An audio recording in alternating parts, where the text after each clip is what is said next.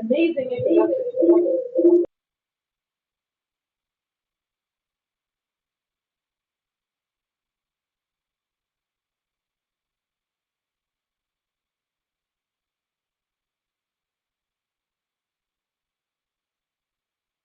Couple of grants. Is there a way to, I'm getting some I'm hearing an echo. Is there a way to turn that? You got it? Okay. I do have a couple of grants, and the work I'm talking about today is actually totally unrelated to the grants that I have. And in some ways, I wish I had more time to tell you about some of my other grant-funded work, because so much of it is relevant to the really amazing and innovative stuff you're doing here at Christiana. One of the grants I have is to study how accountable care organizations are improving care for patients with heart failure, which is really relevant to, I know, a lot of what you're doing here. I have a pending grant, which is likely to get funded, I think, to study how to improve implementation of cardiac rehabilitation for patients with heart failure, which is, again, I know, really relevant to a lot of what you're doing here. And I have a third grant that's under review that's sounds like it's out of left field, but is really an area of passion for me, which is a grant that aims to improve access to care for patients with mobility disabilities, specifically because a few years ago, we did a study where we found out that 20% of doctors nationwide would refuse to make an appointment for a patient who used a wheelchair. And I bring these up not to like brag or anything, but really to just say like what was very cool about my morning here is that these areas of work that I'm really passionate about seem to align really well with a lot of what you're doing here.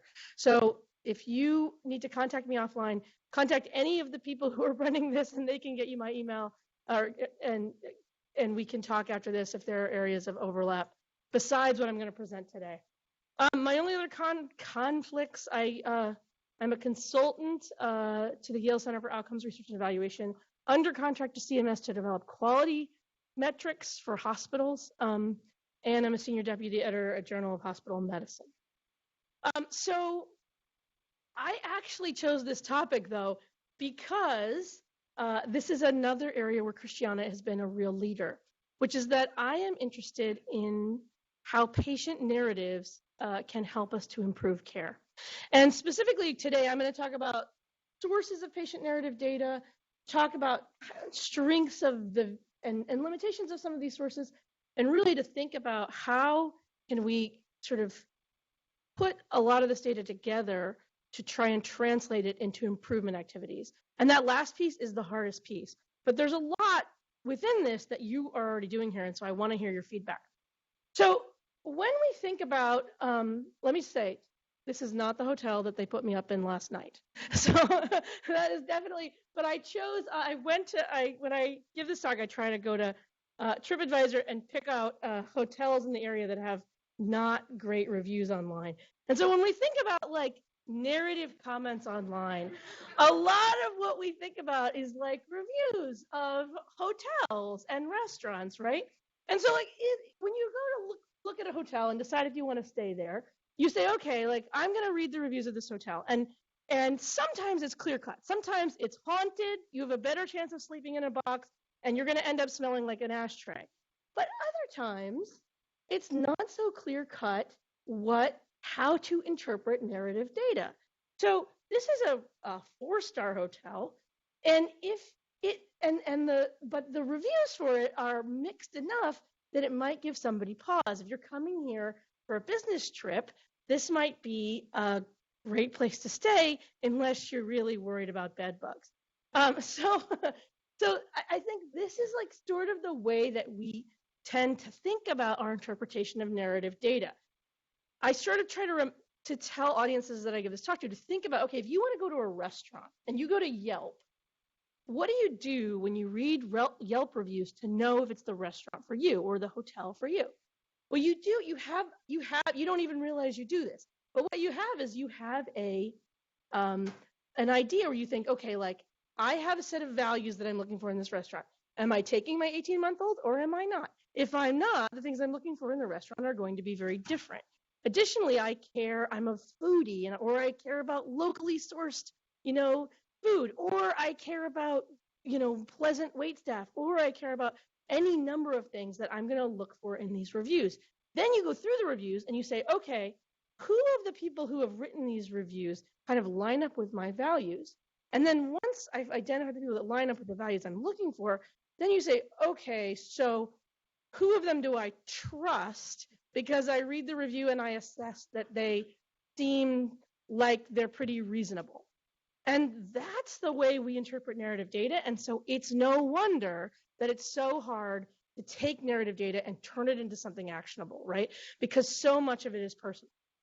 So, okay, just to step back, when I'm talking about narrative data in healthcare, what am I talking about? Because it's not TripAdvisor, right? So some of its review sites, Yelp, Vitals, Google, and I'll give you some more specific examples about these. Some of it is what I'm talking about is responses to qualitative questions that accompany quantitative instruments, like surveys about experience of care. But there are other sources of narrative data too. Since Christiana is a thought leader in this area, I have a feeling you're already going to tell me some. What are some other sources of narrative data that we might mine or look into to try to figure out? Social media, right, exactly. So that's the next piece, is the narrative data we shouldn't forget, which is tweets from individuals, patients or family members, to a hospital or physician, response or comment to a profile or a post on Facebook or another social media page.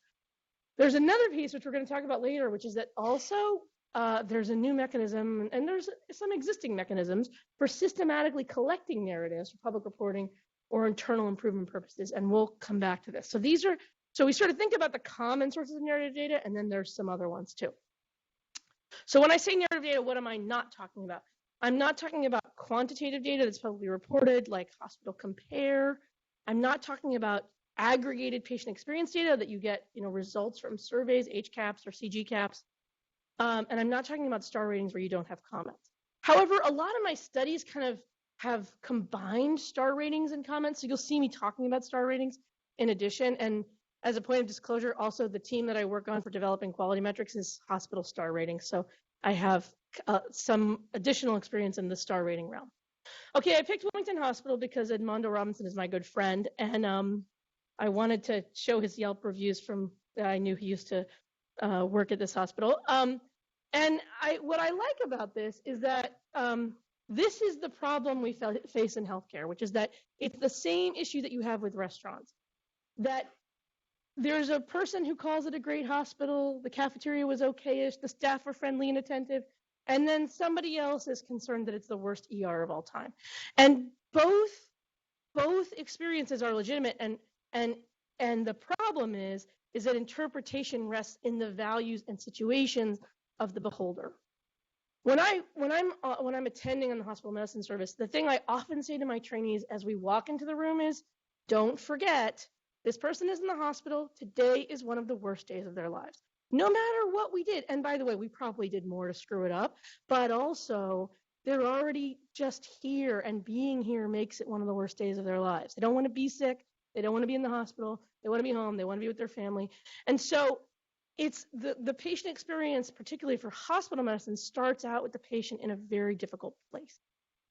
So additionally, I think a point to think about with narrative data is that we as humans try to find patterns in even small amounts of data. So when there's only one or two reviews, we'll read it. But actually, it probably takes a pretty large number of narratives to get to a fair sample. Statisticians in the room will tell me why I'm guessing it's 30, but we can discuss.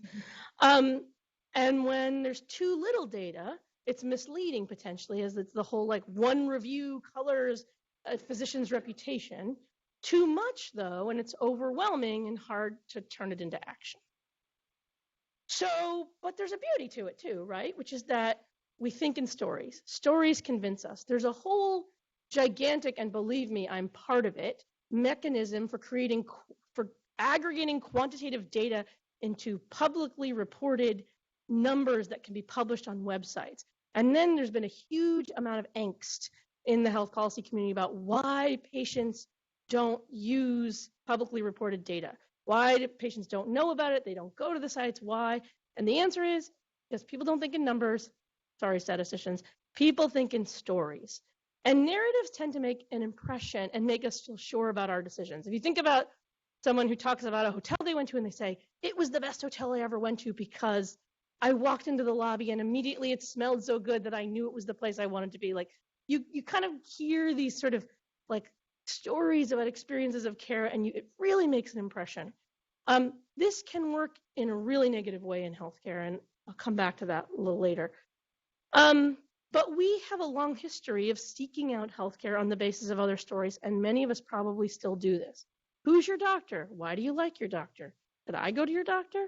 It's that sort of approach for most people even now. Additionally, I think we can use stories to inspire our clinicians who want to make change in practice. Because it's one thing to hear oh, your patient satisfaction scores are XYZ. It's another to have a patient write a story about, I didn't understand my diagnosis because the way Dr. So-and-so explained it to me was confusing. There's kind of a big difference there. I think that this will have a bigger impact than just presenting the stats. Okay, so I don't want this to be all like me talking.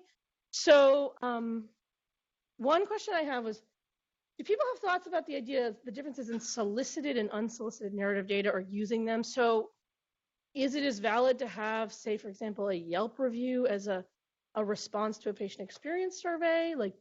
Should we take them in the same way? Is there any sort of gut reaction to how we should use them, or if we should use them the same? Yes.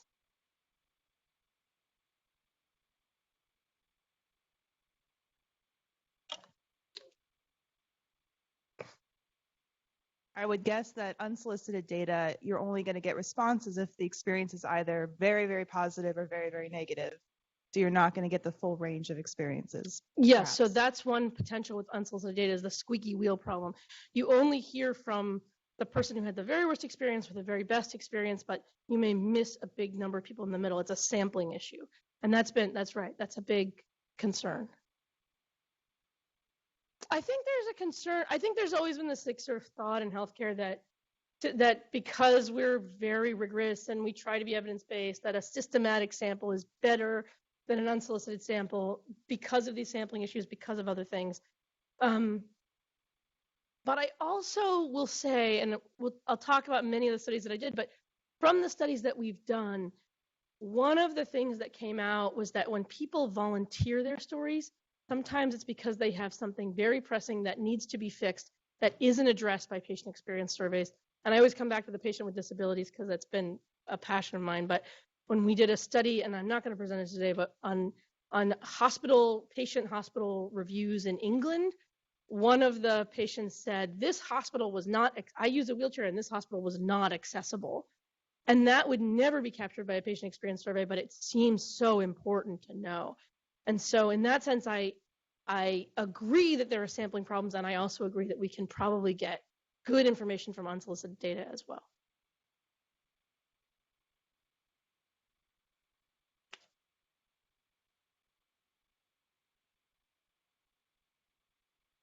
More background information about the person, whereas when I read a review on Amazon and someone says the left-handed smoke shifter wasn't working for me, but then you find out they are right-handed, but you never really know. Right. No, that's right. And that's, another problem, which is that it's the who are these people question. With a systematically collected sample of patients seen by that physician or seen in that hospital, they're patients, they've had the experience. You don't know who's writing the review otherwise. So these are really good points.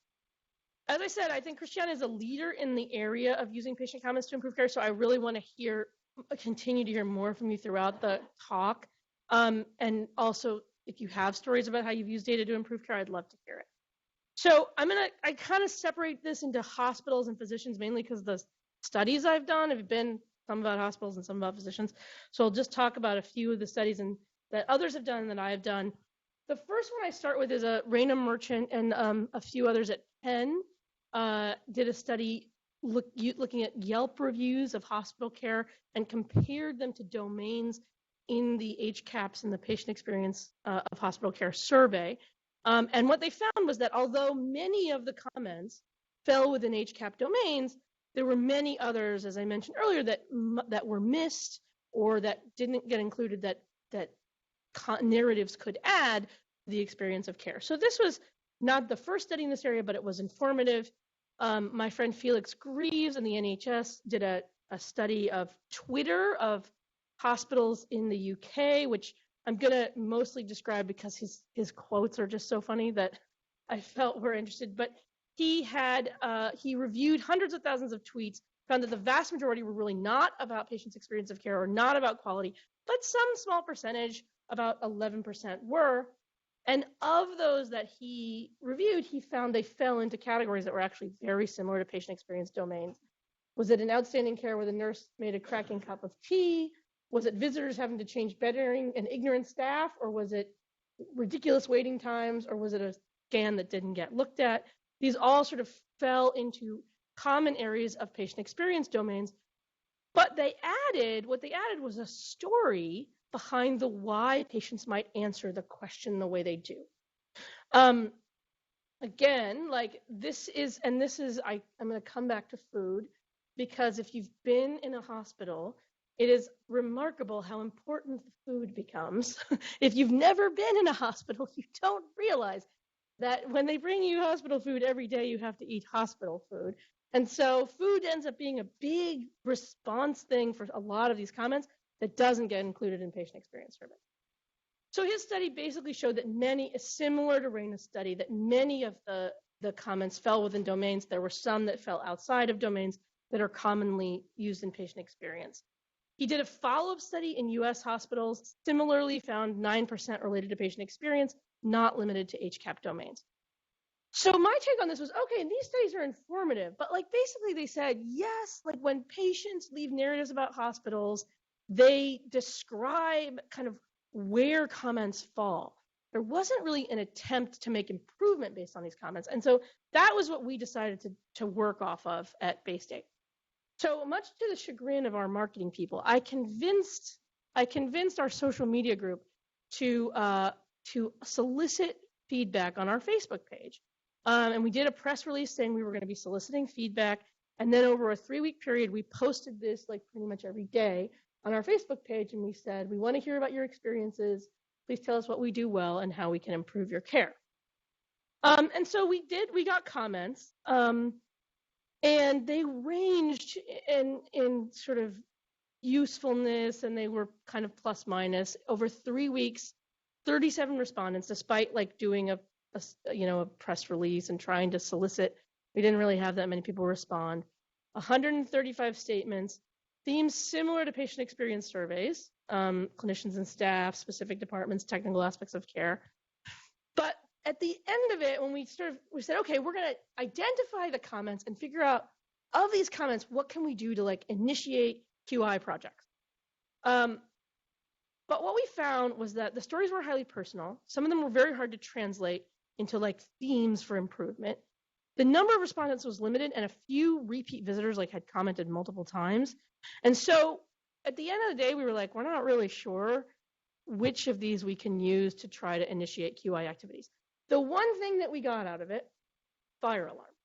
So there was one comment of a girl, she was the daughter of the poster, who was getting chemotherapy, and a fire alarm went off during her chemotherapy treatment. And the report was, she was like, the fire alarm went off, everyone went around closing doors, and no one explained to my daughter what was going on, and she was extremely scared and anxious.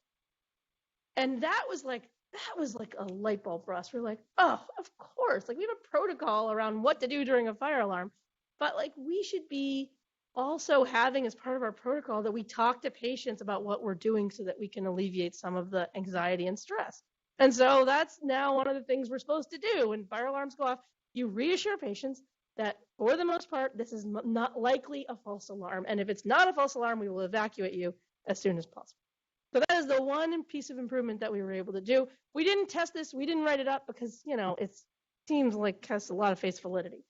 So, it was a lot of work for not a lot of, a lot of squeeze, not a lot of juice. So that was it was a little bit frustrating. We did write it up. It was in Journal of Hospital Medicine. I wasn't yet an editor there when so I didn't have any influence on it. So my takeaways about hospital comments, I think there's a lot of potential for areas for improvement outside of HCAP's domains.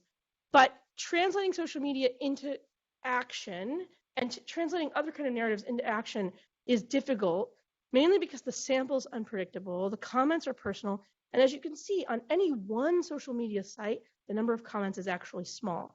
Even when you really try to do a blitz for a single social media site, get a response, it's really not, we really didn't get a lot.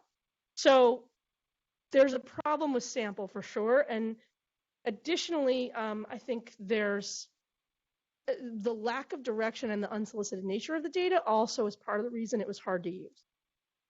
Okay, so what about HCAPS? Who's done a study trying to use HCAPS comments? Yes.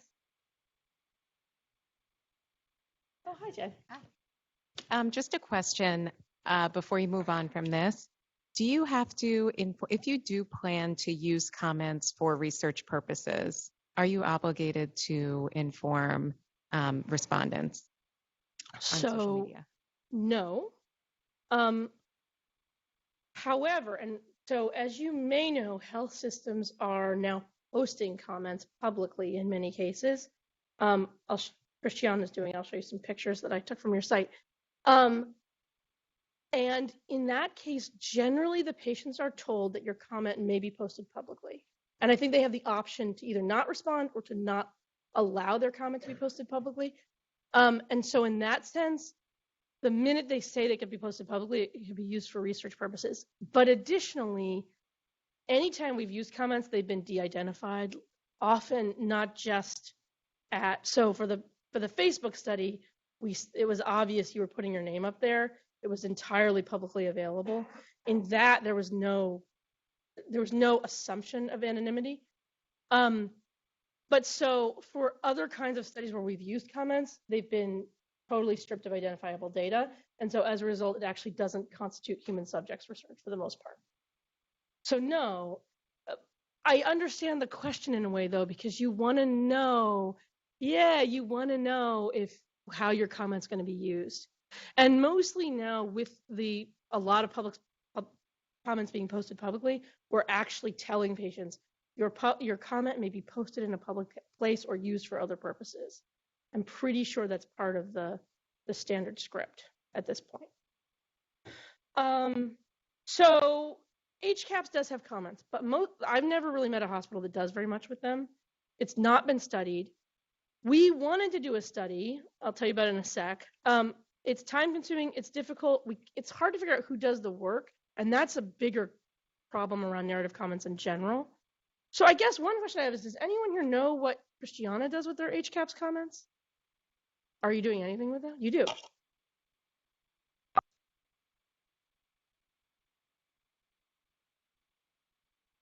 They'll get dumped into a unit report, and I've seen them used for recognition before if staff members are called out by name, and then I've seen them used for learning opportunities as well. But again, that's inconsistent and not formal. Yeah, I mean that's pretty much what we do at Baystate too, which is that we may provide feedback at the level if there's unit information, we provide feedback at the level of the unit. Hey, can you guys hear me? I'm on the phone. Oh, hello? Hi, can you hear me? Yes. I'm like the random voice in the ceiling. This is great. This is Mike Puckler. I'm the Vice President of Patient Experience. Oh, hi. And so we also, in addition to the stuff that I'm pretty sure that was Chris Otto, that Chris mentioned, we also provide a scorecard to our hospitalists that has individual comments for the hospitalist if they were the discharging physician. And then on a macro level, we currently have an arrangement with a company called Narrative DX. They're a natural language processing platform, and we pump in our HCAPS comments. We currently include our grievance and concern narrative from R2L, our event management platform. And we're also basically trying to plug in a few other sources and systems of narrative data at some point down the line, including social media. Great. I'm not going to mention any specific vendor because of CME reasons, but I'm interested in learning about vendors that use that provide narrative comments in buckets, and I have slides about that at the end. So let's definitely come back to that point. Thank you so much. Oh, okay. On a side note, after reviewing a bunch of HCAHPS comments for my hospital and a couple of other hospitals, I really want to write a paper called It's the Food, because again, so many of the comments were about food and people's frustration with the experience of hospital food and how it colored their entire experience of care. And again, we're catching people on the worst day of their lives. They're sick, they feel terrible, they're nauseated, whatever.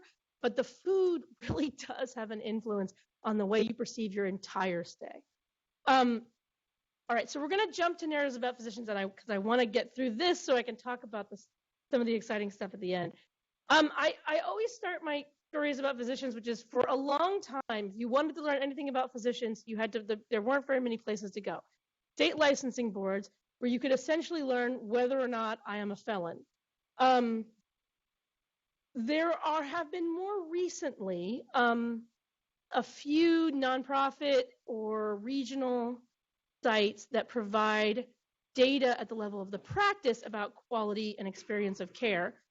This is one site that we have in Massachusetts, the Massachusetts Health Quality Partners. These data have been A, at the level of the practice, so not at the level of the physician, and B, almost entirely quantitative with no narrative data. Although I will say MHQP did undertake a study trying to elicit narratives, which I'll talk about a little bit more at the end. There's Medicare.gov has Physician Compare, which has, again, almost no data. It has address and a few other things, but nothing really about quality and no narratives. And so physicians and hospitals are in a very different position. So hospitals have a long history, many years now, of robust nationally reported quality metrics, which get reported on Hospital Compare. There's a culture of improvement around meeting these metrics. There's an idea that there's reasons to want to improve both experience and quality of care. And so in contrast, physician quality data has been regionally reported, relatively uninformative. Social media sites that are used a lot for hospitals, particularly Yelp, are used for physicians, but less commonly. Fortunately, I did a study of this, so I can tell you how less commonly. And there is a long tradition, as I mentioned earlier, of talking about your experiences with your doctor, sharing that with your family, sharing that with your friends, and encouraging others to sort of access the same kind of care that you're accessing because of your good or bad experiences. So back when I just started at Baystate, right after I left Penn, I had this interest in how physicians and patients were interacting on the internet. And I developed an interest in these commercial sites like Vitals. And the reason I actually did was because I got a whole bunch of these. If you're a doctor, you get a bunch of throwaway doctor magazines that are geared towards who knows who. And for a while, I had this very angry white men in white coats thing holding computers. And I thought, these are a lot of very angry white men in white coats. This must be something serious. And so sure enough, it was about what your patients are saying about you on rating websites. Should you do anything about it? And so in 2009, I said, all right, well, if these rating websites are here, nobody's described them. Let's do an examination of these commercial physician rating sites. So this was 2009, looking at 300 physicians we randomly selected from our Board of Registration in Medicine. We picked Boston because it was a big city, separated into specialists and generalists, looked at number and types of reviews, and just looked at narratives as either positive or negative, very, very basic coding. So 300 physicians across 33 sites, more than 9,000 potential observations, and we only found 190 reviews for 81 physicians. So the vast majority of physicians in 2009 didn't have any narratives or reviews on any site. But the vast majority of narratives that we found were very positive. So in contrast to this very angry man, in fact, he's very angry. His patients are probably online talking about how great he is. So our conclusions in 2009 were that reviews were scarce. You had the sampling issue. You didn't know if there were patients who were responding. But we didn't see a negativity bias. We didn't see confidentiality problems. We thought, okay, it's not a great source of narrative data, but it's not a big deal. It's not going to be useful for quality improvement, particularly because there's so few reviews at the time.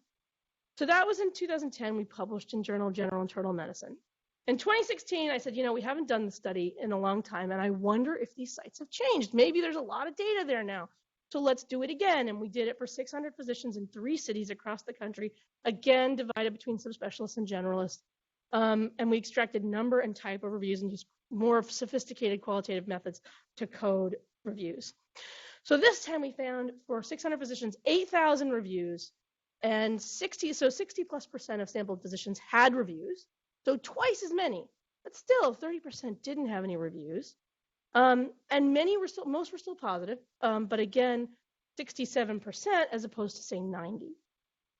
So this is great. Like maybe sites are useful. There's many more per patient, but the problem was when we broke it down by site, what we found was that on any given site, there were not enough reviews to make conclusions about, remember what I said earlier, you need enough data to draw a conclusion, otherwise you're likely to jump to the wrong conclusion. So on any given site, there's either no narratives or 1 to 2 narratives for any physician. And so our conclusion was that we didn't see negativity bias. This was very similar to a lot of the prior work we did. But really, these sites have not emerged as a tool for getting narrative data about physicians and are not going to be a way to improve care. So this actually got published as a research letter in JAMA in 2017. But it left us with like kind of a pause, which is that there was this problem. Like there's many more reviews about physicians. And if you ask patients, they really want narratives about physicians. 56% they said that these kinds of reviews were very important when choosing a physician. So then you have a desire for the reviews, but a lack of availability on some of these commercial sites. And so what happened was, in the interim, health systems have jumped into this space and started taking data from their patient experience surveys and publishing them online. This actually mostly started as a marketing tool, although the people at University of Utah would argue with this statement. I mean, they feel like they were visionaries and it was all about transparency. But I would say many other health systems that followed their initial lead were really seeing it as a marketing opportunity, and I'll show you why.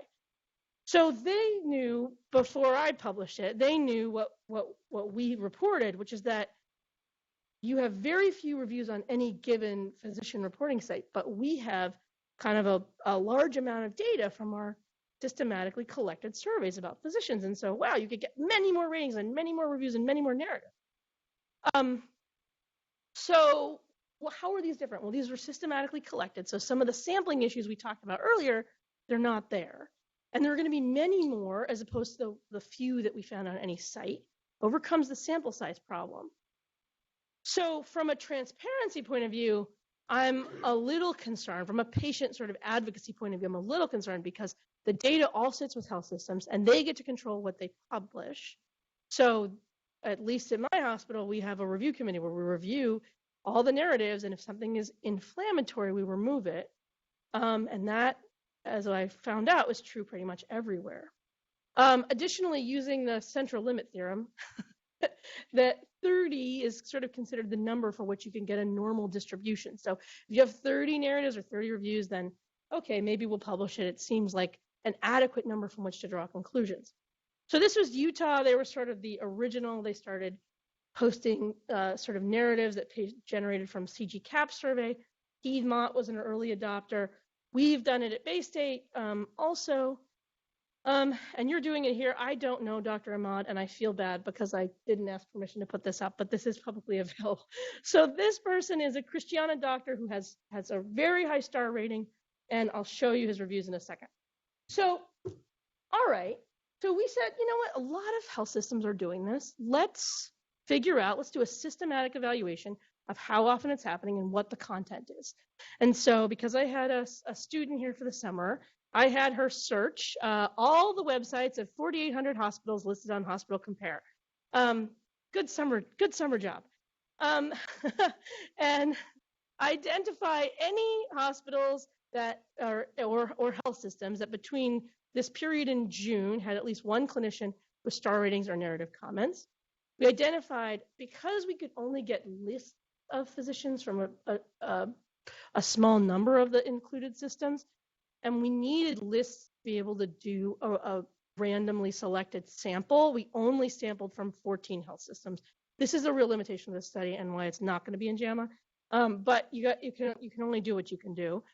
So we in 14 health systems randomly selected 10 clinicians and extracted star ratings and narrative comments. I'm hopefully going to be finally submitting the revision for this soon, but it's still unpublished. So out of 4,800 hospitals and health systems, we identified 170 hospitals 42 health systems posting some kind of narrative comments about clinicians. And of those, most published both star ratings and narrative reviews. The majority said on their page that they exclude narratives deemed inappropriate or offensive. I'm assuming what this means is what it means at Baystate, which is that we have a committee, we have a set of criteria for which we include or don't include a narrative. If it has, foul language, if there's any number of things that like it's, racist or otherwise bigoted statement, there's any number of things that we say, then it comes off. Otherwise, we try to post everything positive and negative. And we do that not just because we think it's important to be transparent, but because we think it's the only way that our patients will believe that these data are legit, right? If you read reviews for restaurants and every single one is positive without any negative comment, you're likely not to believe it. So I think this is probably what other health systems are doing, but nobody explained what they were doing on their main page. And I've pushed our health system to explain our system and list our criteria, because I think only that way will we really know. Again, health systems are in charge of this data. So from a patient point of view, hard to figure out what's going on. From an improvement point of view, that may not matter. Anyway, so of 140 clinicians from 14 health systems, the majority had reviews, and these are lots of reviews. Remember those like 4 per website we found with the other? This is like, 122 and 114 narratives, a median of 110 and 25 narratives. Like, it was amazing. But we also found some things that were pretty interesting. One is that the median score, number of stars for physicians across all of these systems, was 4.8 out of 5. So if you got a 4.7, you're actually either getting a C or a D, not an A. But it's very hard to tell if you're a patient. It's very hard to figure out what 4.7 versus 4.8 versus 4.9 actually means, because it's so like squeezed into a tiny sort of realm at the top. And this is probably because patients tend to be pretty positive about their physicians when they respond to these surveys. But the final result is star ratings, not useful. The next point is, so nobody had a score below 4.2, so 4.2 is an F. The other thing that we found out was that we did a qualitative analysis where we actually compared data from narrative data from commercial sites to narrative data from health system sites, and we found something very interesting, which is that the positive comments they tended to be statistically significantly different, but they were kind of mixed. Like some were more positive on the commercial sites, some were more positive on the health system sites. But when you get to the negative comments, there is a statistically significant difference across the board, many fewer negative comments on health system sites. Now, I'm not saying that this is only because sites are removing comments, and it's not even that relevant for this talk, which is supposed to be about improvement. But I sort of feel like there's some kind of positive results bias. Either patients are afraid to give negative feedback to systematically collected surveys because there's lots of reasons why you might be afraid to give negative feedback about your physician when your name is associated with it, even if it's supposed to be anonymous. Or health systems are editing some of this data out. We don't know which it is, right? So, and I think it's a legitimate point that patients are afraid to give negative feedback. Whenever reporters call me and ask me about this, I always say, reviewing your doctor is like reviewing your mother. Like, your experience is likely to be mixed, but overall, your number one priority is maintaining the relationship. So anything you say is going to be positive first, with maybe a feedback sandwich there, but always mostly positive. Because at the end of the day, the most important thing is that you maintain that relationship. So there are lots of reasons why there might be differences between the two, but we thought it was a pretty interesting finding. So again, in terms of patients using these, the 4.8 star median was pretty disappointing. And the large number of narratives was good, I thought. It might help people learn about quality, but the positive results bias made me pause. However, for improvement purposes, this may not matter that much. What may matter more is the bottom point. The comments were short, like at the most a few sentences, and clustered in domains that were close to CG caps. Good, right? Well, except that this is Dr. Ahmed's, I think his name is Dr. Ahmed, right? Dr. Ahmed's reviews, yes. Ahmad? Does anyone know him? I'm feeling terrible. Sorry, Sarah, wherever you are. So here's the issue. How do you initiate improvement in response to nice staff or great? or, I mean, good discussions. Maybe that one's a little more doable, but there's not a lot of meat in these comments. And the reason for that is that the way that current experience surveys are structured is that they don't really allow a lot of open-ended feedback. If you've been called or you've received one of these in the mail, you may know why. They called me to review a doctor that I'd seen, and I was so excited to say something positive for her narrative. It's going to be published on the Baystate website. And they went through the whole survey, and then she was at the end, and I'm like, wait, where was the part where you asked me to respond and give my narrative? And she said, oh, you said you didn't have any comments. And I said, I did? Like, I was waiting for the question, and I missed it. So if I, who was primed to look for this question, missed the question, it tells you something about the way we're asking the question. So although narratives are great because they can explain the why and the how of why patients give the scores they do, there are problems with the way we currently collect them if you're using systematically collected data, because great doesn't cut it. So, and I have permission to use these patient experience scores from two of like my favorite doctors at Baystate. This is Booker Bush. He's like the guru of all things ambulatory.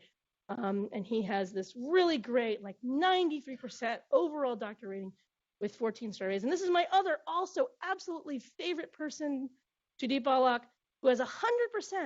But when you start to look at how many surveys she has one. And this is the other problem. Like, this is the other problem, is that many places, and I don't know what you do here, but what we do at Baystate is we sample at the level of the practice. So it can be possible that you don't get that many surveys in a year, because even though you see a lot of patients, your patients just don't get called or they don't respond. And so it becomes a problem for, like, that's the other issue with like using comments to improve care, is that we don't have a reasonable sample. So I want to finish with 5 minutes at least to talk, but I have one really thing I'm excited to show you.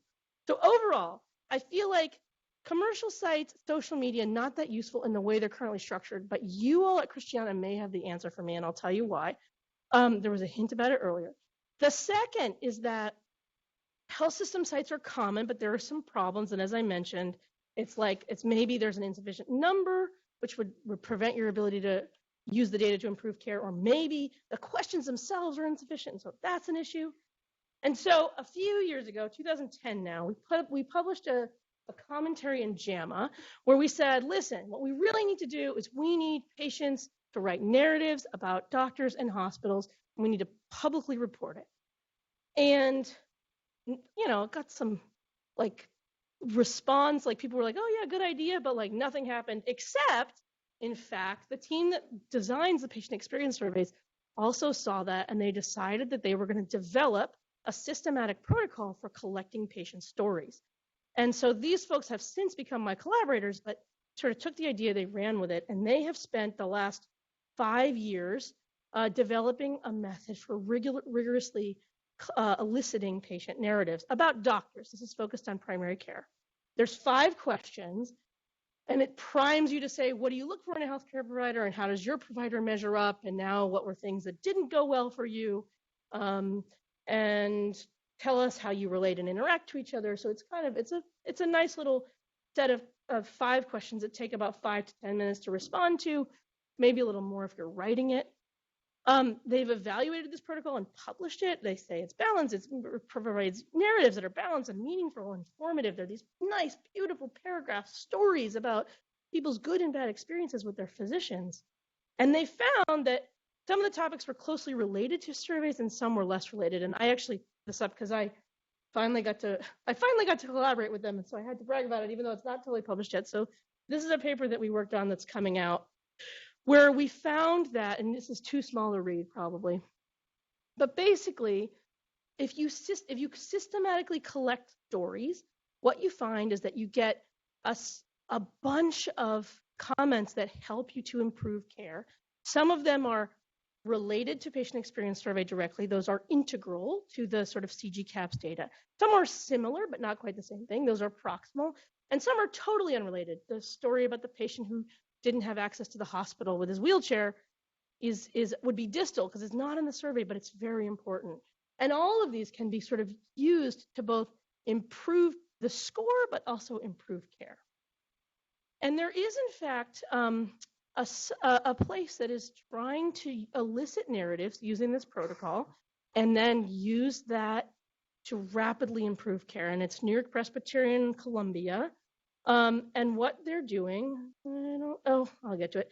I'll tell you in a second. So what they're doing is they're actually collecting stories, and then they have a dashboard that their clinicians can all log into and see all the stories of the day. They use them not just to initiate improvement activities, but also to sort of inspire. When people say like, oh, I had this really great experience, they post those stories often first so that other clinicians can see, oh, like that was a really easy way to do something to make a patient really happy.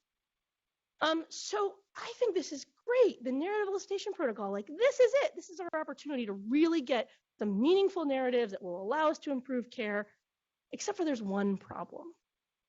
And that problem is the volume of data that we're talking about. So a few comments, sure, like a few words here and there, we can put them on the, we get this? Just hanging up. So a few comments here and there, we can put them on our website, but like the giant volume of comments we're talking about with this, probably it's going to be a lot more difficult to do. What we did for the CABS study was a rigorous qualitative analysis, not scalable, not likely to work. You want to hire staff to do this? Maybe. What are they going to do? So there is this alternative, which is that a bunch of vendors have arrived on the scene, which are saying, we will take your narrative comments, not just from this protocol, but from all sources. We'll take social media, we'll take review sites, we'll take, anything that we can get, and we'll put them all together, and we'll put them into buckets, and we'll give you sort of domains where we think you can improve. Maybe it'll work.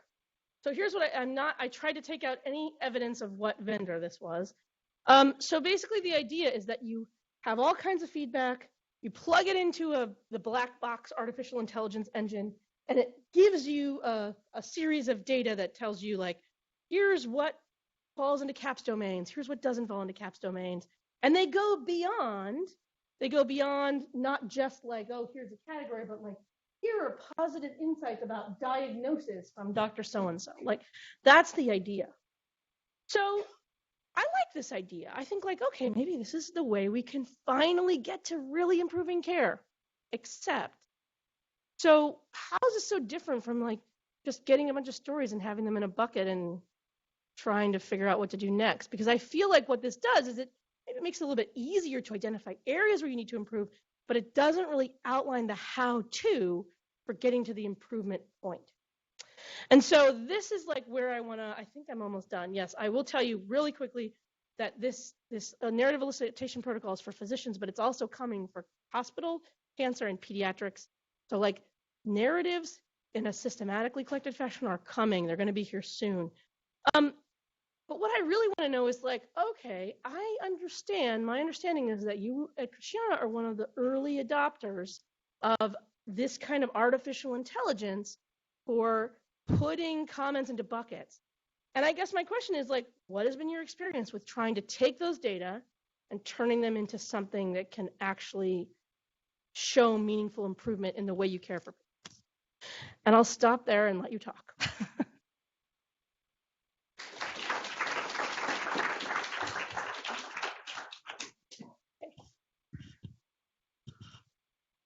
Wonderful speech or talk.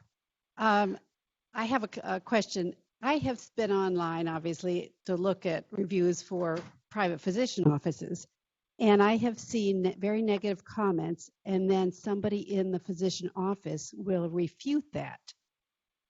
What do you think about that?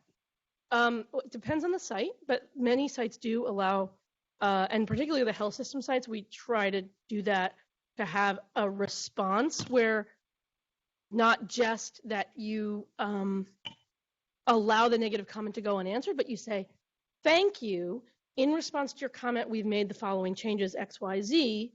I think that can be very meaningful, and it can show that you're trying to translate comments into improvement. I think the idea where you're refuting it, that seems less successful to me. I mean, why get into an argument is sort of my feeling. But if you can say, and a model that I'm pretty enthusiastic about is a site called Care Opinion in England, which is actually, they do like basically real-time improvements. So people hospitalized in an NHS hospital write a story on Care Opinion and they say, I'm in the hospital and the food I've been eating is unpalatable, and also I have pressed my nurse button 6 times and no one's come, and they list a set of things, and then often within hours the hospital has written a response and said, you're right, the food is horrendous, we've hired a new vendor, the care on this unit has been a problem, we've hired more nurses. Like, they are really doing a unique thing with real-time feedback to try and address problems that people express online. I feel like this is, like, in some ways the ultimate model. Like, boy, if we could do that, I think that would be a way to, like, improve experience. Like, as experiences are going badly, you can sort of try to turn them around. We're not there yet. We're getting comments 6 months after they've been written, and obviously, like, that's not the kind of improvement that would allow that. But that's kind of what I see as the future, is that it's not a one-way conversation. It's a dialogue about how we're working together with the patient to improve care. Does anyone here have experience using these comments? Oh, sorry. Go ahead. Hey, Tara, I can jump in too whenever you want. The voice in the ceiling again. Great. You go first. Yeah, so I think our experience is mixed, right? Because I think that to your comments here in the slide, it provides kind of buckets of areas to improve. And so we're planning to use the natural language processing and kind of the bucketing of these comments in conjunction with the quantitative analysis from our patient experience surveys and from other sources of data we have in the inpatient setting, for example, nurse leader rounding. And there's kind of a manual process to review both these quantitative and qualitative sources to come up with the themes that resonate for a particular site of care or service line, and then really facilitate a conversation with folks on the front line to say, do these themes resonate with you based on your experience and what you're seeing? And if so, let's work together to figure out how to approach that problem, how to attack that improvement effort. So we're kind of using this as one source of insight, but really, again, relying on folks in the patient experience team and folks that are boots on the ground taking care of our patients to make sure those themes resonate and are right before we go about designing improvement activities. I mean, I think this is like, it highlights the challenge, right? Which is that, of course, you have to get buy-in and you have to get a plan of action. And I mean, it really highlights like how challenging it is and how we have to kind of like, I think, our goal should be to develop a systematic way for responding to comments. But I mean, it sounds like we're all kind of working on that. The thing I'll say about comments that, so that's how we're using comments. The part about them that I think has real meaning and power and value is that a comment from a patient about a specific kind of episode of care that references particular nurses or providers can really be meaningful to those folks and right. Kind of help illuminate some of the behaviors that are working really well or not. Right, so there's, the work to chug through the big bolus of the qualitative data is important, but I think some of those specific comments have the best opportunity to really move someone, almost more emotionally or kind of hit them at the heart versus just the mental aspect of it.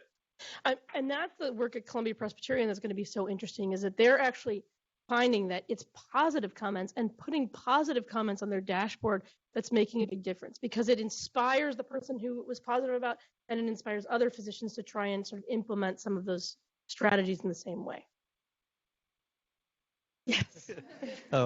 Thank you, Tara. My name's Naveen Vij. Like Jen, I'm in the Department of Medicine in the Value Institute. One of the things that you mentioned that I'm thinking a little bit about is you talk a lot about sort of, are we asking the right questions? And one of the thoughts that was occurring to me in looking at a lot of the great research you've done is really the question of who we're asking the question of.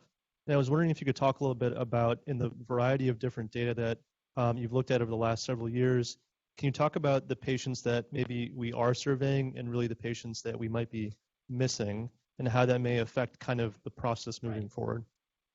Right. So if we think about systematically collected surveys, We're sending out surveys to a random sample of patients who have either had a hospital visit or a physician visit. And if you think about who, depending on the modality you use, so we used to use the phone. I think they then decided that only old people answer the phone. And so now they switched to either email or written, but we don't have emails for everybody. So if we had emails for everybody, we would probably get a better sample. But with the written survey going to someone's house and who knows if they really live there and who knows, et cetera, I think you're right. We're going to capture those people who have a solid residence, a same phone number all the time. And I mean, we're going to capture a demographic that is not necessarily reflective of the vast majority of our patients. And so I think that's really a challenge, is how do we get input from the patients for whom getting care is or getting high quality care is like the hardest thing to do, right? How do we really get to the patient population that needs us the most and needs us the most to improve?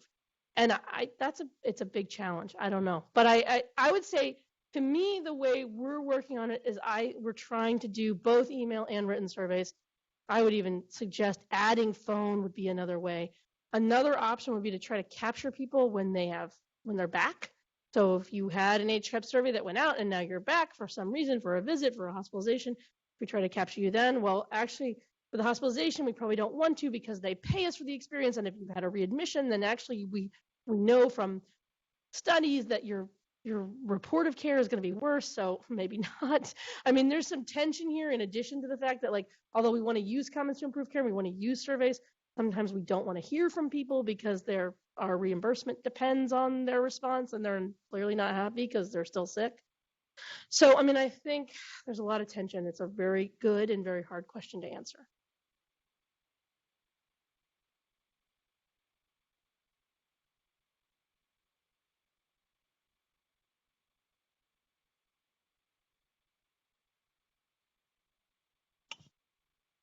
So a lot of the data that you talked about required the patient to come to the health system to provide their feedback. Yep. But some of the populations that you're talking about, specifically your work related to disabled people, access to care, things like that, have there been any efforts on your team's behalf or others to actually go out to reach them on social media using hashtags that might be commonly used for groups of people like that, to maybe post a survey or ask them to provide information? No, but what we have instead is that we have now a Medicaid ACO, and as part of the Medicaid ACO, we have a mandate from the state of Massachusetts to do a very extensive needs assessment on basically every patient in the ACO. So we're actually like going to people's houses and giving them like a long questionnaire. I'm hoping that will generate some really good data about people's need for care, maybe not so much their experience of care, but their care needs and what unmet needs exist, as well as how these social determinants of health interact with getting care needs met.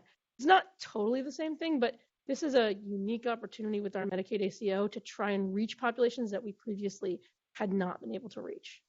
So no hashtags, and yeah, it's a good idea, but we haven't tried it.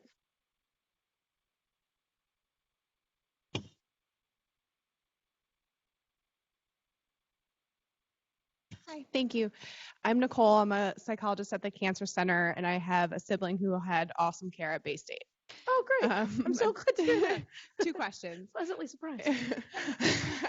One is, is Baystate or any other system that you looked at sort of using the qualitative analysis to then go back to some of these key informants to ask and really solicit from them what they think can be done to change the culture of care, to change care? Interesting. 1. And then 2, I'm kind of fixated on that bed bug picture from the West End. And because we all walk around with cameras, I have a lot of patients who show me a lot of things on their phones, as I'm sure everyone here does, that impacts their care and impacts their stay experience. And is anyone using anything to look at visual imagery, whether it's an emoji that's attached to a Twitter comment or a Facebook comment, or if it's an actual photograph or something like that? Is anyone doing that? There have been a few studies where people gave patients or requested pictures from patients about sometimes experience of care, sometimes interaction with the healthcare system. Those studies have been pretty informative, really interesting. We haven't done any of them.